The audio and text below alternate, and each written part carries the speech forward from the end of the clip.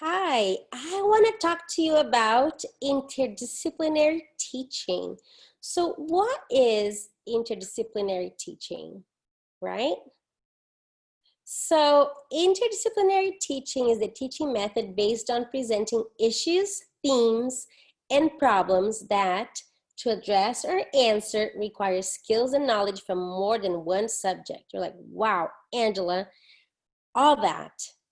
So it means that you are connecting different teaching areas, right, into your teaching. Interconnecting teaching, right? It's just basically teaching different content areas together. Isn't that fabulous? I think that's amazing. I think everybody should do that all the time. And I don't know why we don't do that more often. Honestly, I'm like, why don't we do that more often? I don't get it. I don't get it. I think maybe we just get so stuck in our schedules, like, oh, 10 o'clock, it's time for reading. 10:25, it's time for math. 10:40, it's recess time. That we forget that we can be integrating, integrating, integrating, integrating more, right? So I think that we need to encourage that more. So the purpose of this pedagogy, as you can see on the screen, is to encourage students to make connections between academic disciplines. So I want to talk to you more about this so that you have more ideas on how to do that in your classroom. All right? So the first question that I want to ask you is, how can interdisciplinary teaching impact student learning? So right now, I would like you to, either on your phone, you can take some notes, like I like that. You could just open your notes on your phone, like you can just kind of open the notes right here on your phone. You can just jot down a few ideas. That's an idea for you. Sometimes when I'm meeting on Zoom with my students, I ask them if they go to breakout rooms. That's a strategy I use. I have this cell phone photo. They go into breakout rooms, they take a photo of my screen and they go. So that's a strategy for you as a teacher. You can do that. You can put that in your embedded in your PowerPoint. Or that would be a great idea for you right now to write down the answer to this question. If I were you, I would pause the video right now and write this down and write the answer. How can interdisciplinary teaching impact student learning? So if you were to really integrate content areas, so I'm gonna ask this question a different way. If you were to integrate students' content areas more, how could that impact their learning? Think about that for a second. I want to know from your perspective, would that be a positive thing or a negative thing? If you say positive, which I think it's more of what I'm thinking you're going to say, how? Give me examples. In real life, what would that look like? Right?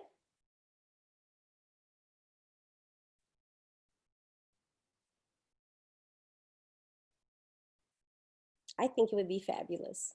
So take a minute more to jot down a few more ideas, okay?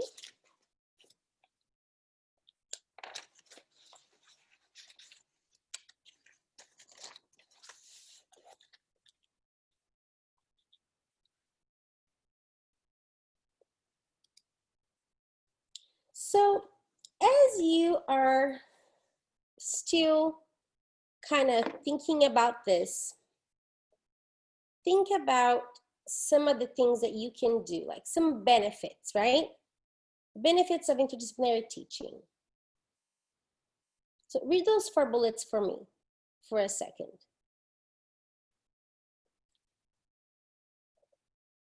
So the first one, common learning goals are addressed by multiple teachers in different classes.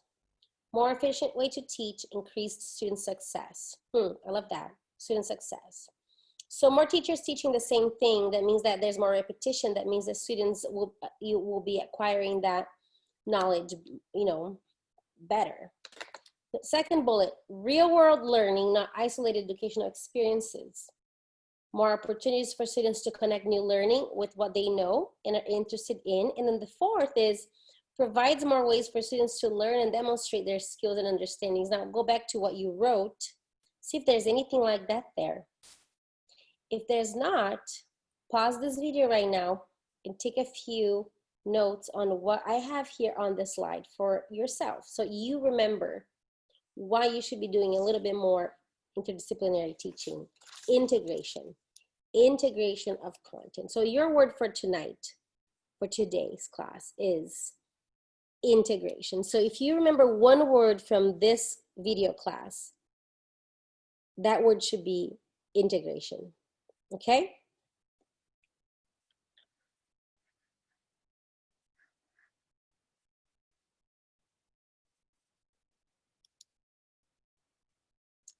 Continuing that, more benefits, right?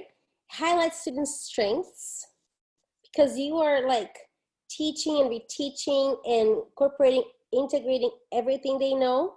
Builds confidence to overcome challenges learning new or difficult concepts, because they're like looking at that same concept over and over again. It encourages students to become personally invested in their work, since they're given the opportunity to make choices about what and how they learn and demonstrate their learning. You're going to be giving them that opportunity over and over and over again, which is excellent.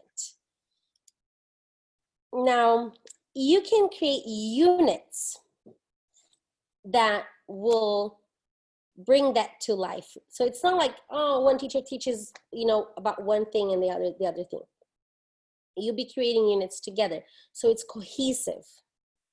So in traditional schooling, we teach each subject separately because we're stuck in our own schedules. Stop that.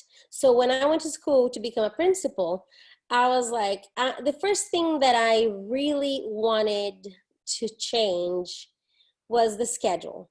Like, if you wanted to make an impact, the first thing that you have to have control over is the schedule.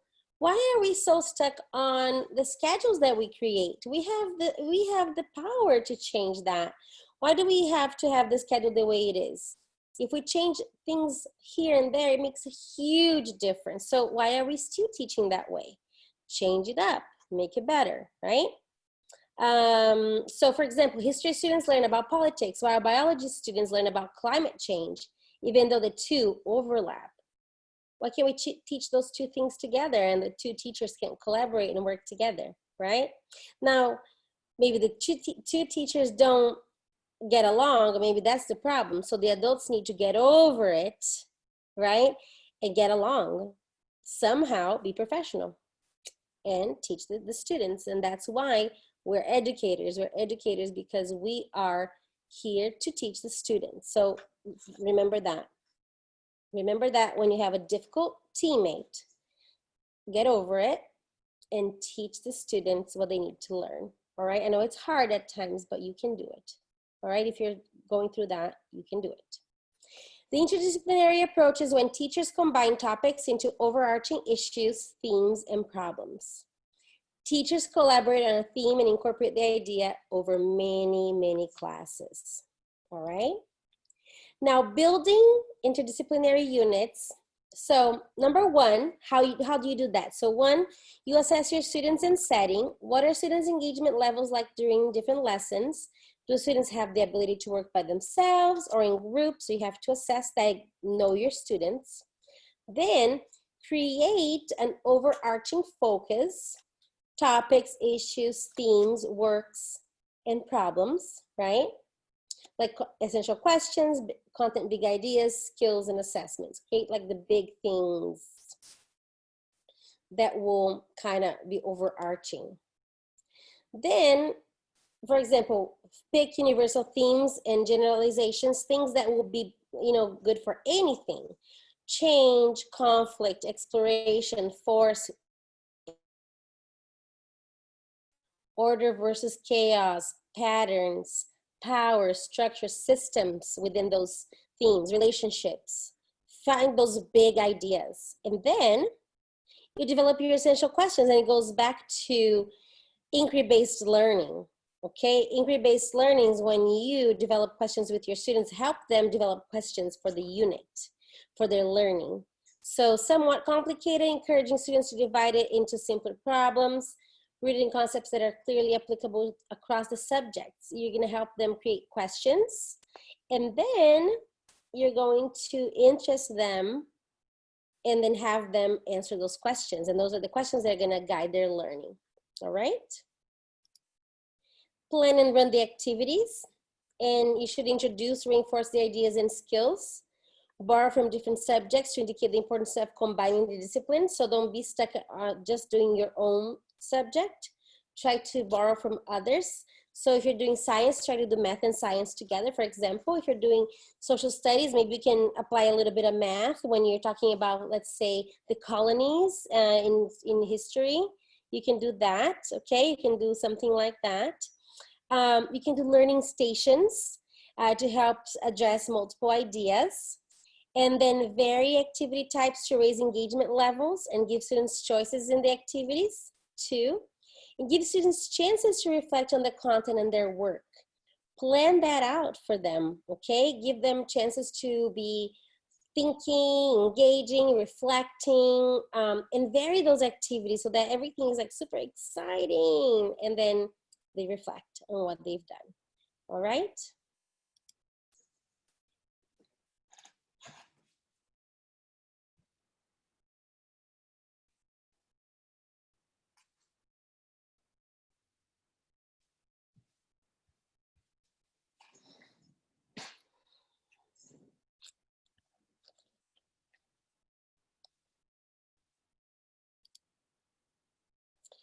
All right, so I had to go turn on my light. I'm so sorry. My light had turned off on me. I have here number 4, plan and run activities, all right?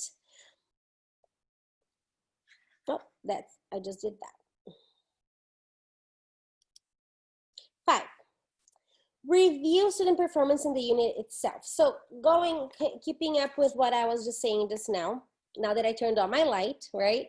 But I was in the dark because it turned off by itself. I want to talk about, so you run the activities in the classroom and everything is super exciting. They have students reflect. Now it's time for assessment. You need to assess to see if they are learning. Now you have to evaluate your unit. See if what you wanted them to learn is actually being achieved, if they're achieving those goals. Products, teamwork, participation, critical thinking. It's important to have students also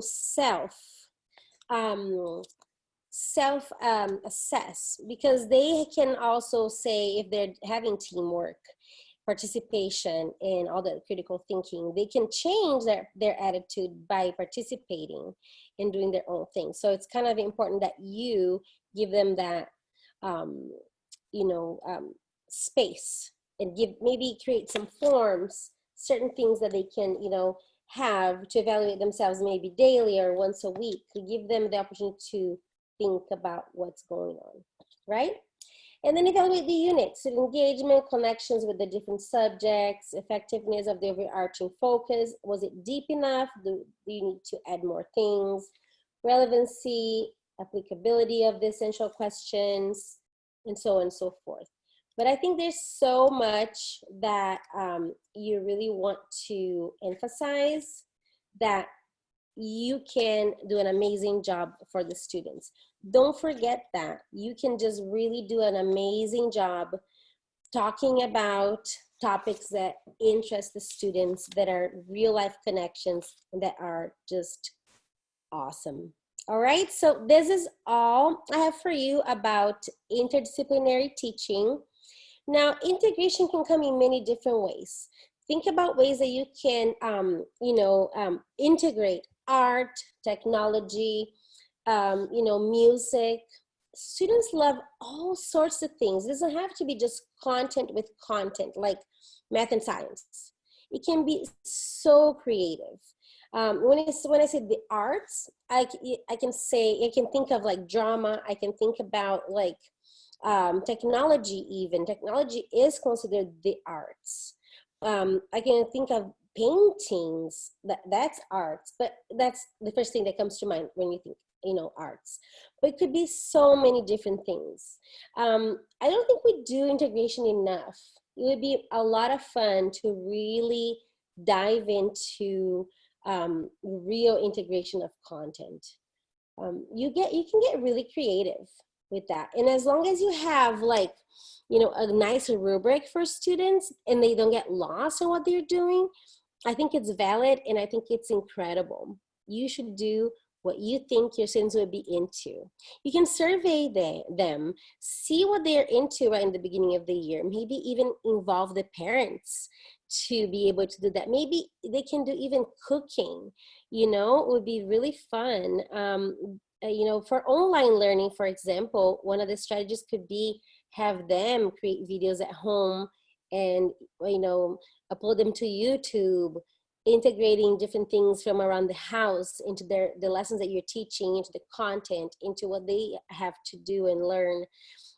Incorporate, family connections there too. Integration comes in many different ways. It looks different everywhere, and it comes in different shapes and forms. All right, so even family integration is a different kind of integration, and I would say it would be a valid way to do it. All right, thank you for watching this class, and I will see you soon. Bye-bye.